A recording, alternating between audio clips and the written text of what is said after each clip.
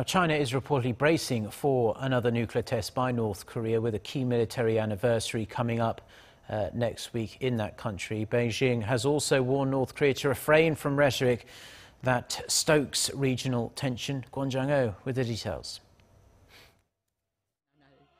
China's leadership are bracing for a nuclear test by Pyongyang next week. That's according to Chinese news site Boxun, whose sources say the government considers the most likely time for a test to be around April 25th, the 85th anniversary of the foundation of the Korean People's Army. There had been speculation that a nuclear test was going to take place last week to coincide with another important anniversary, the 105th birthday of the regime's late founder, Kim Il-sung. But that date came and went, although a failed missile launch did take place a day after. A sixth nuclear test by Pyongyang has been expected for a while now.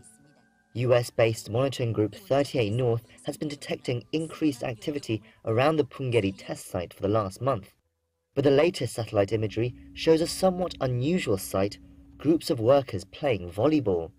The images picked up 3 different locations around the facility where games are being played, and according to an expert from 38 North, that either suggests the site is going to standby mode or that it's a deliberate ploy to confuse the US and others.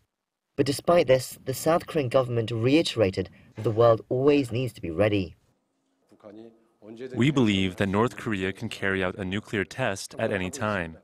Therefore, whether they were playing volleyball or whatever they were doing, I don't think it's an important factor as to whether they will test a nuke or not. Meanwhile, the Chinese Foreign Ministry spoke out against the recent aggressive rhetoric coming from Pyongyang. Earlier this week, a senior North Korean official said in an interview that the regime will test nuclear weapons on a weekly, monthly, and yearly basis if necessary.